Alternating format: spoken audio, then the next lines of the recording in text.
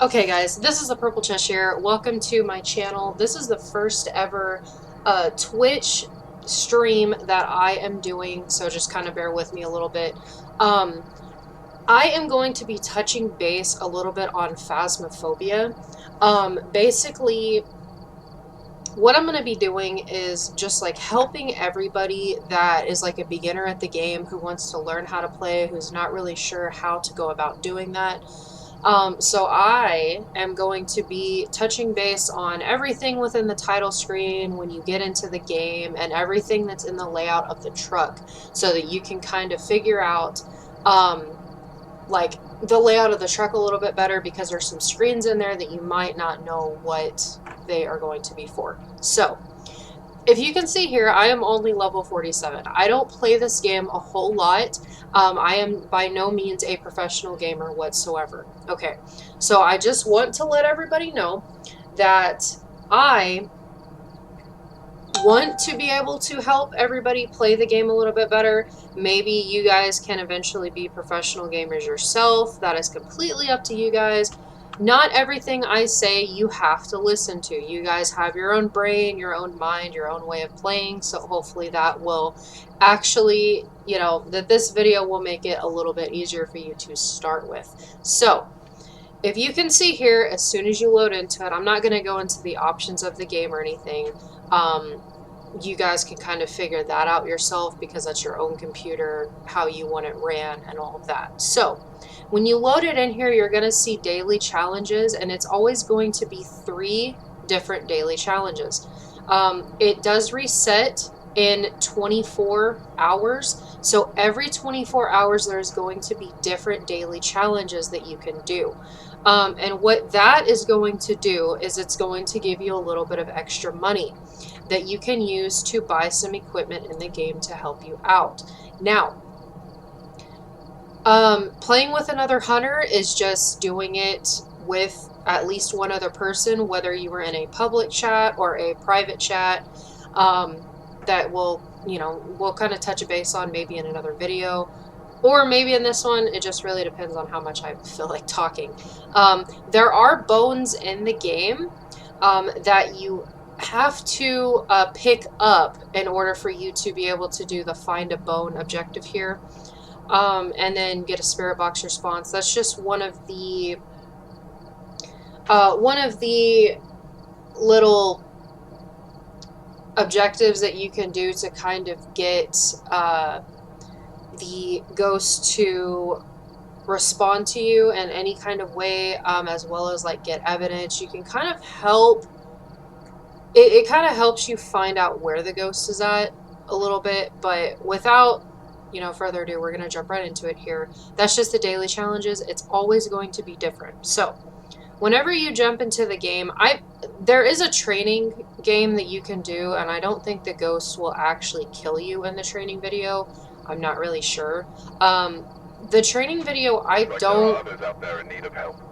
don't really find to be that important, because it's extremely confusing to a lot of people still. So joining the game here, you're going to, whenever you start playing, you can join private games. You can obviously join any of the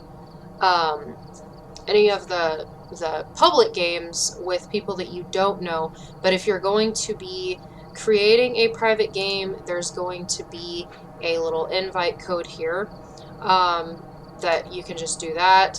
You can look at it and people can be able to join your lobby. So we don't have a contract selected, and a contract is going to be a map that you are going to do. Every map is different. There are houses as well as bigger maps such as prison, asylum, and the high school. I think that they're going to be adding another map eventually in a couple of weeks or so. I could be wrong. But what we're going to do is you can change your avatar, the way it looks and everything here. But we are going to go into a contract. Now, Tanglewood Street is the easiest contract to do if you're starting out as a beginner. I have already gotten to the point where I can unlock different difficulties, but you definitely are going to want to do amateur. Even if you have unlocked the other difficulties, you want to kind of stay an amateur until you can kind of get the gist of everything, because the ghosts will hunt you a little bit faster and the other difficulties. So you need to make sure that you can kind of get it down so that you can continue getting money to get other items to help you out on your journeys. So this is the only house that is a recommended team size of 1, so it is going to be the easiest. There is no recommended items. The location is going to be small. So we are going to start that out here. And if you have any money whatsoever, you can always buy from the equipment store, and it'll tell you, you know, what all of them do. When you get up to a certain level, you can unlock other things. So if for some reason you're thinking like, I can't get the head-mounted camera, it'll actually tell you at what point you can unlock it to be able to buy it. So it tells us how many we own already, but what I'm going to do is I'm just going to buy another video camera. I have the money for it. We're going to buy it. I owned 4. I now own 5 of them. So in order to actually add the equipment to the contract, a lot of people don't know this because they think just buying it, it's automatically going to be added in, and that's not the case. So if you go into add, it's going to show everything you own here. It's going to show you the amounts of everything you own. And what you're going to do is you're going to click the plus button, and it's going to be added in here. We'll add some salt. We'll add some smudge sticks, a tripod. I'm just going to add everything here so that you can kind of see what everything looks like when it's in the truck. And then whenever everybody's ready, you can see like all of the items here that has been added, and that will pop up for everybody that's in there. Everybody's items will be added to this and whatnot. So everybody is going to have to ready up, then you can click start. Now, if you see or per se, like if you don't see a contract that you want to do, or like the contracts are too hard, like sometimes I've gotten in there and the only things that I have seen is a asylum and a prison. I don't want to do either one of those if I'm starting out. So you can completely leave the lobby and get back into it multiple times until you can find the contract that you want. So I'm going to show you everything in this truck that can kind of help you out. There is multiple things that will be able to help you. So first thing you want to do is grab this key. That is going to actually help you get into the house. If you don't pick it up, you can't even get into the house. So, and eventually the guy on the radio will eventually tell you, hey, you need to pick up the house key. So we're going to just start from here and just work our way down. So you have 4 optional objectives in the game that you will have on top of your 3 daily objectives that you get every 24 hours.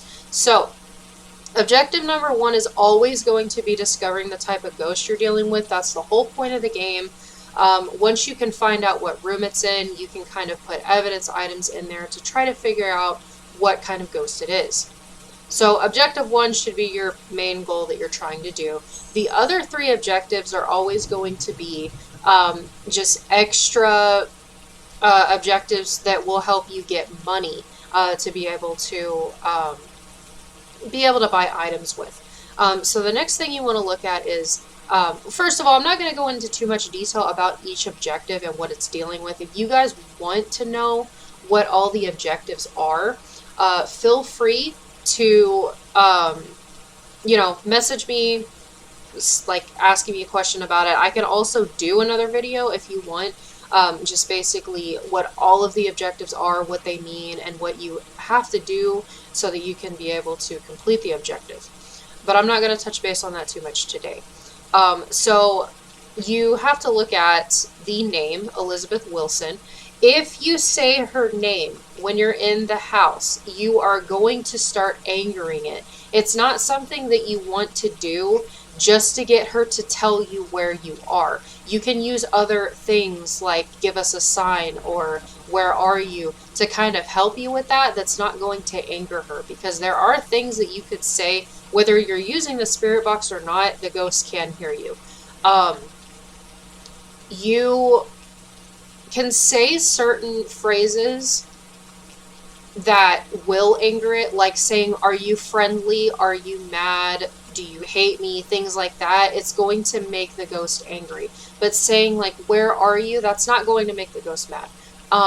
So don't try not to say their name unless you are just wanting them to hunt you, or you're wanting like a ghost event or something like that to happen for the objectives. So it even says that you should be able to use the name to anger it and get some paranormal activity. Okay, so the ghost, this is the important thing about this board, is that the ghost only receives to spawn to everyone. So if you were going to try to get it to talk into the spirit box, which is one of the evidences that you're going to have to find to try to figure out what type of ghost it is, you're going to have to see if it responds to everybody.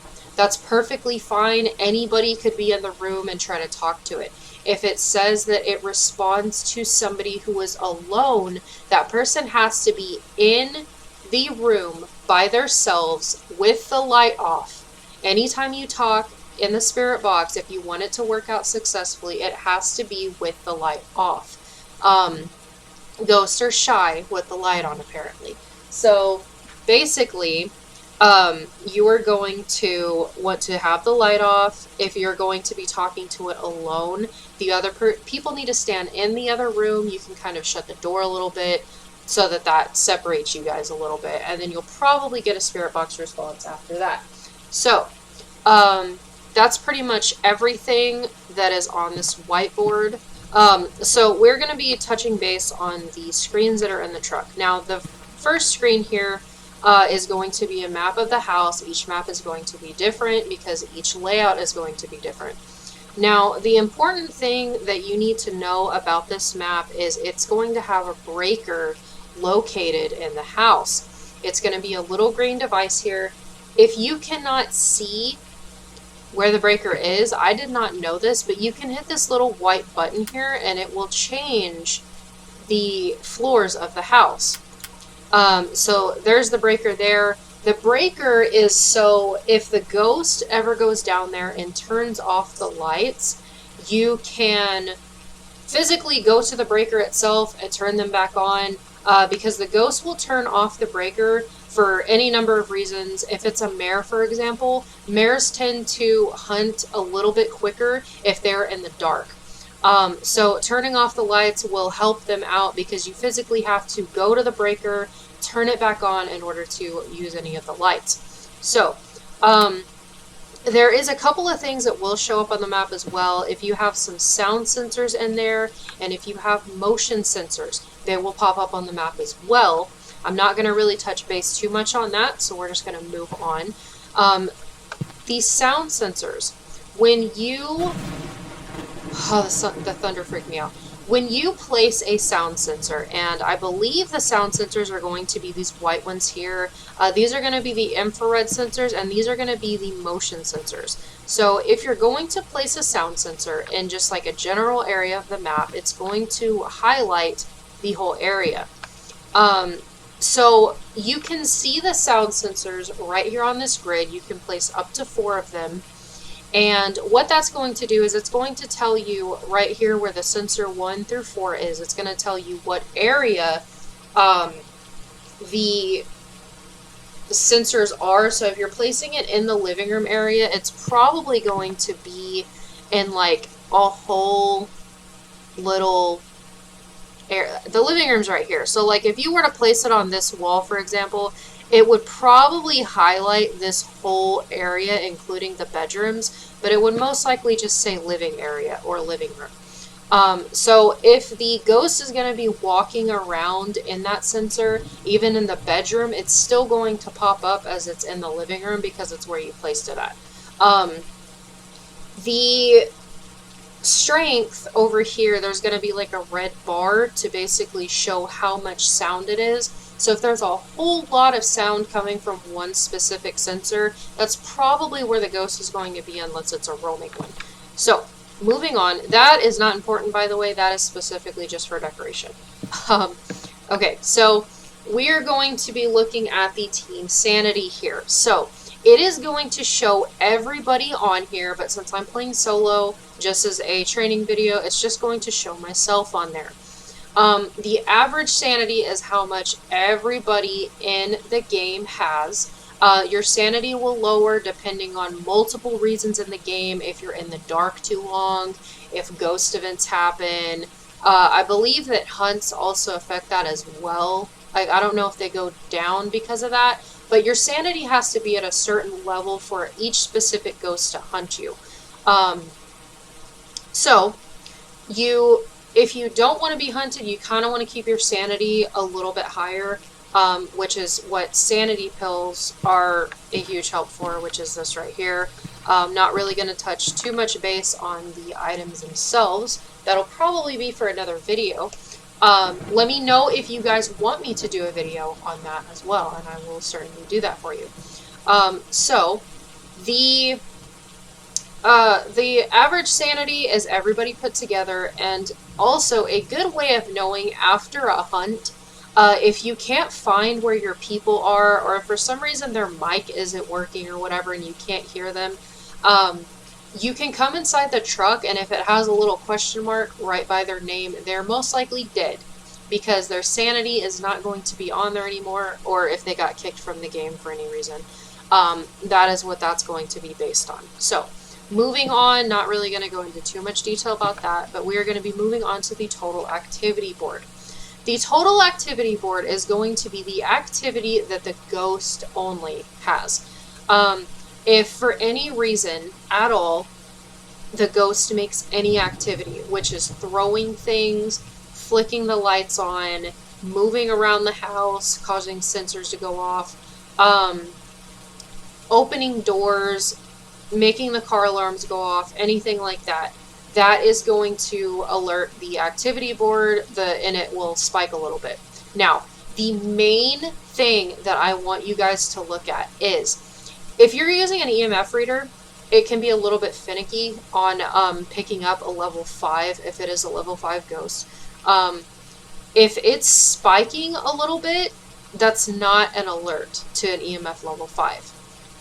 But if you have a straight line going up to a pretty high level and it's flat and then it just goes back down, if there is not a ghost event that has happened to cause that activity, it is going to be an EMF level 5 ghost most likely.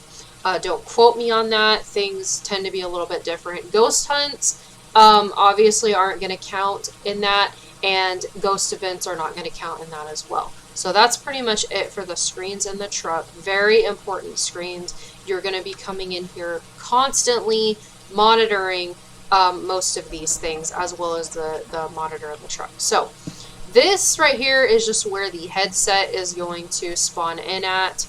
Not very important. And these are all of our items that's going to be on the shelves here. And the tripod is going to be spawning over here. So, there is 2 things here that I want to touch base on, and then that's going to be everything for this video. So, the little timer here is set at 5 minutes, and what that is since I am an amateur, it's going to be 5. Intermediate is going to be, I want to say it's like 2 minutes, and professional is not going to have any timer on there whatsoever because it is the hardest level in the game. What that does is the second you open the house door, that is going to basically start the timer countdown, and it is going to basically be your safe zone to try to find out what room the ghost is in, to try to get some evidence. Now, once that timer is down to 0, it will potentially hunt as long as your sanity is low enough for it to hunt. It is going to be, you know, a non-safe zone so that the ghost can do whatever they want to do. As far as, like, you know, you don't have crucifixes or anything in the room for it to be able to hunt you, it can hunt you as long as that timer isn't 0. It's just a safe zone for you to be able to do some things. So the last thing that I want to cover is going to be the monitor. This is the single most important thing in this truck, other than where your items are, that is going to help you.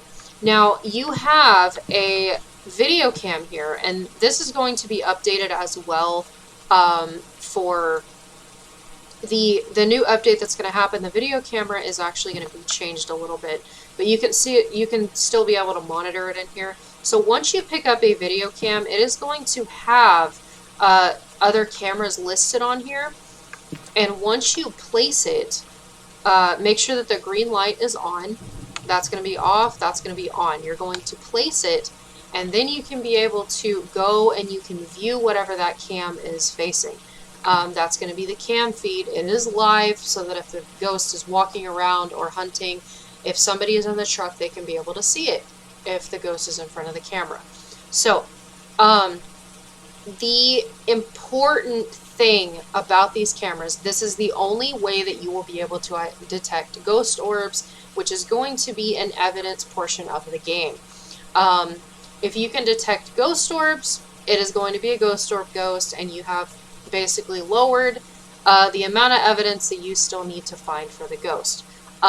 You can also, however, this is also what you can do with the head cam, but you can walk around with it. Why did I do that? You can walk around with it, and you can kind of, let me place that real quick. See, for some reason, it kind of freaks out when you pick it up, and it turns it off every now and then. Oh my gosh, what am I doing?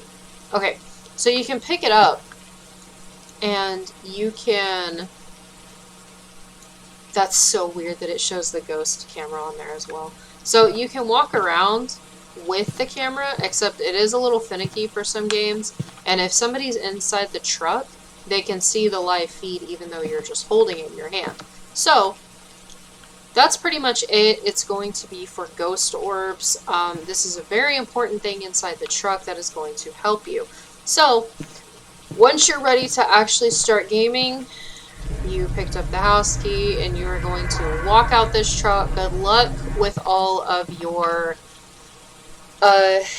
journeys on trying to ghost hunt. It's gonna be fun, I guarantee it. Hopefully you guys have a lot of fun. Hopefully you guys will actually catch some ghosts. Let me know if you guys want me to do any videos on the items, the objectives, the ghost, anything like that, and I will definitely help you guys out. So thank you so much for watching the stream, you guys. I really appreciate it. This has been my very first stream, so hopefully many more in the future. Thank you guys for watching, and I will see you in another video.